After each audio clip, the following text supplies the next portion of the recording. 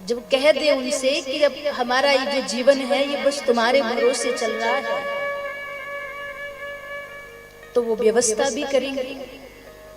जब दांत न थे तब दूध दियो, अब दांत दिए तो अन्न भी देगा। कब?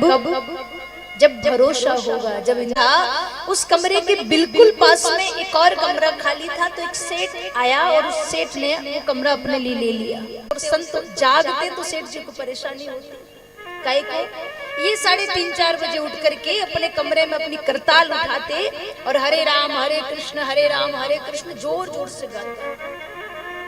एक दिन हो गया, सेठ जी ने सोचा आज चले जाएंगे, नहीं गए। दूसरा दिन हो गया, आज भी नहीं गए। तीसरा दिन हो गया, आज भी नहीं गए। 3-4 दिन हो गए। सेठ जी की तो नींद खराब होती है रोज। सेठ जी सुबह 4 बजे जैसे ही संत ने कीर्तन शुरू किया तो सेठ जी एकदम गुस्से में उठे और संत के पास गए। बोले भैया, ना तो सोते हो ना सोने देते हो।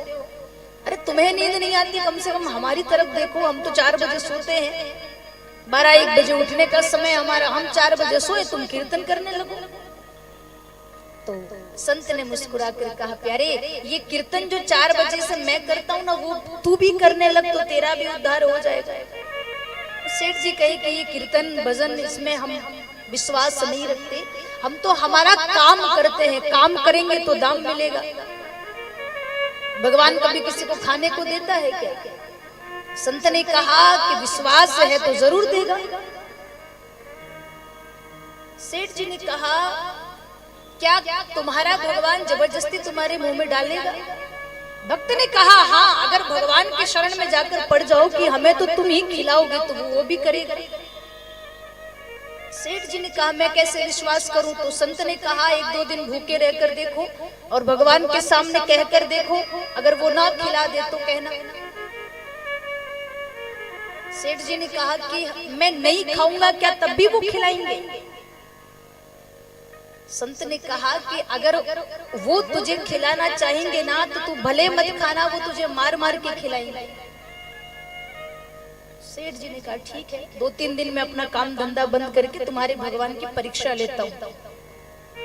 सेठ जी ने संकल्प ले लिया कि अगले 2-4 दिन में कुछ नहीं खाऊंगा, एक अन्न का दाना नहीं खाऊंगा। अब घर में जाए तो घर वाले कहे कुछ तो खा लो, नाश्ता कर लो, चाय पी लो। तीसरा दिन जब हुआ तो सेठ जी को लगा कि मैं जीतने वाला हूँ, भला ऐसे कोई भगवान खिलाएगा? संत तो बड़े विश्वास से कह रहे थे, अगर वो खिलाना चाहेगा तो नहीं भी खाएगा तो तुझे मार मार के खिलाएगा। कैसे खिलाएगा? मैं तो पेड़ पर बैठा हूँ। थोड़ी देर बाद हुआ क्या, कुछ व्यापारी अपने बैलगाड़ी में धन भर के लौट रहे थे। दोपहर का समय था तो सबको भूख लगी। व्यापारी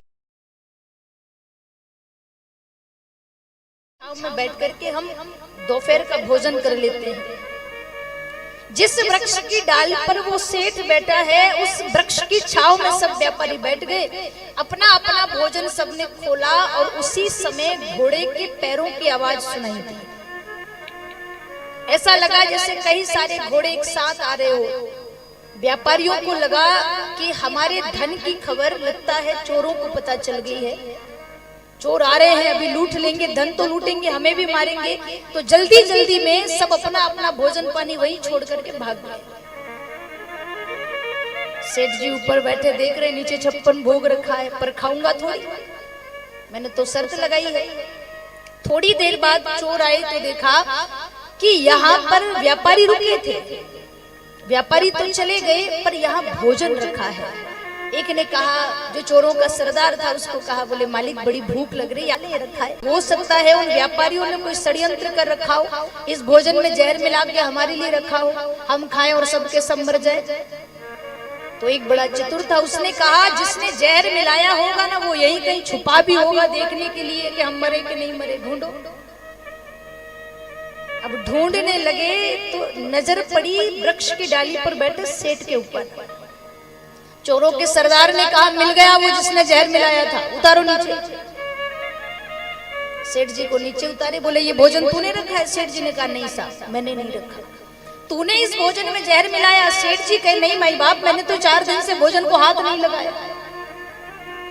चोरों के सरदार ने कहा कैसे मान ले कि ये भोजन तूने नहीं रखा, इसे फिर भी नहीं खाया। सरदार ने कहा अब तो या तो इसे मार मार के जान से मार दो या फिर ये भोजन कराओ। सेठ जी ने सोचा ऐसी काई की शर्त की मरी जाऊं। कहा माई बाप मारिए मत, मैं भोजन करने को तैयार हूं। और जैसे ही भोजन करने बैठा संत आ गए। संत ने कहा क्यों सेठ, मैंने क्या कहा था, अगर उसे खिलाना होगा तो मलूक का यूं कहे सबके दाता राम। अगर जीवन उसके हवाले हो जाए, नहीं भी खाना चाहो तो मार मार के खिलाएगा। उसे बड़ी चिंता है हमारी। कब? जब विश्वास हो, जब श्रद्धा हो, जब समर्पण हो, जब प्रेम हो। हम बार बार कहते हैं प्यारे, जिसको भगवान से प्रेम हो जाए ना, वही व्यक्ति संत हो जाता है। संत का मतलब ये नहीं कि जो घर परिवार छोड़ के जंगल में चला जाए, साधु जैसे कपड़े पहने वही संत है। साधु जैसे कपड़े आप शरीर को पहनाओगे, चंदन शरीर को लगाओगे, तुलसी रुद्राक्ष शरीर पर ला दोगे, जबकि वास्तविक संत की पहचान शरीर से नहीं उसकी आत्मा से है। अगर आत्मा में संत के भाव नहीं है तो शरीर को कितना ही चंदन में लपेट लो। एक होता है संत हो जाना, एक होता है संत बन जाना। संत हो जाना क्या है?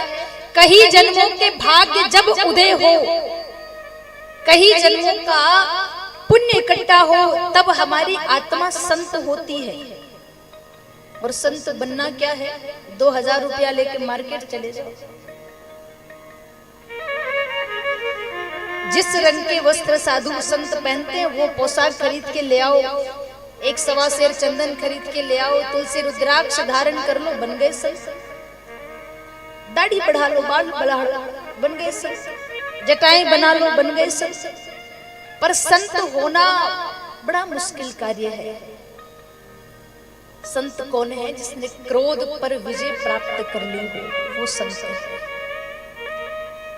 जो गलत में भी सही को ढूंढे, वो संत है। महाराष्ट्र के एक विठलनाथ जी के बहुत बड़े संत हुए श्री एकनाथ जी महाराज। एकनाथ जी महाराज एक बार गंगा नहाने के लिए गए, बहुत बढ़िया उन्हें लगा। एक दिन जब एकनाथ जी महाराज गंगा स्नान करने गए तो वो व्यक्ति पान खा करके गंगा जी के किनारे पे बैठ गया। एकनाथ जी महाराज गंगा मैया में डुबकी लगा के बाहर निकले और उस व्यक्ति ने पान की पीक उनके ऊपर थूक दी। एकनाथ जी मुड़े, दोबारा गए, फिर गंगा स्नान किया, फिर बाहर आए, फिर उस व्यक्ति ने पान थूक दिया। तीसरी बार गए, फिर उसने पान थूक दिया। 10 बार ऐसा हो गया। 10 बार उस व्यक्ति ने एकनाथ जी के ऊपर पान थूका। जब 11वीं बार गंगा स्नान करके बाहर निकले तो उस व्यक्ति ने पूछा, महात्मा जी मैं इतनी देर से आपके ऊपर पान थूक रहा हूँ, आपको क्रोध नहीं आया? आपने मुझे एक बार मना नहीं किया कि मेरे ऊपर पान मत थूक, मैंने गंगा स्नान कर लिया, क्यों? ऐसा कौन सा गुण है आप में कि आपको क्रोध नहीं आता? तो एकनाथ जी ने मुस्कुराकर कहा, भाई मैं तो तेरा धन्यवाद करने आया हूँ तेरे पास। उस व्यक्ति ने कहा कि मैं पान थूक रहा था और ये धन्यवाद करने आए, किस लिए?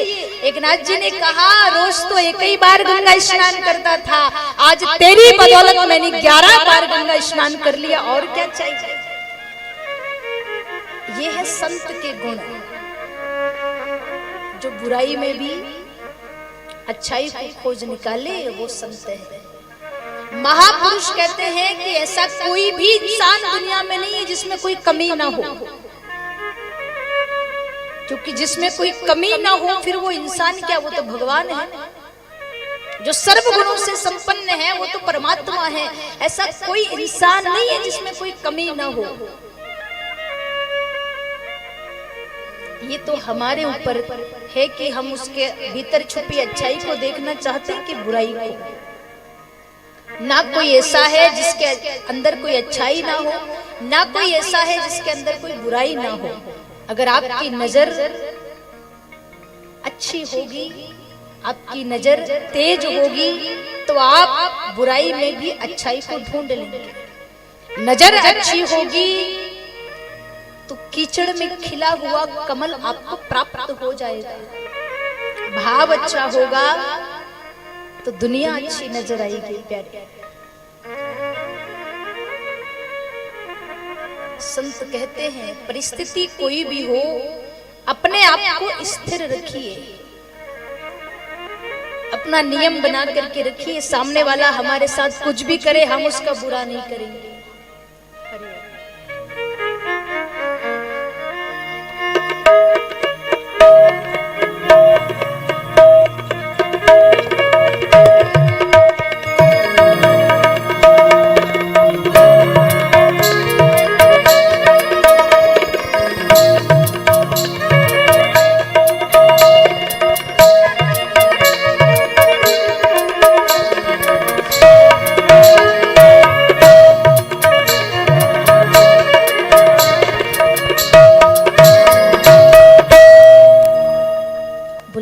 वत्सल भगवान की जय हो।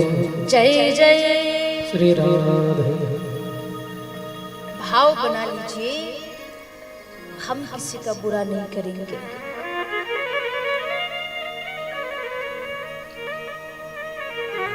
हमेशा हर प्रश्न का उत्तर, हर सवाल का जवाब आप खुद मत दीजिएगा, कुछ जवाब ऊपर वाले को देने दीजिएगा, कुछ निर्णय उन पर छोड़ दीजिएगा।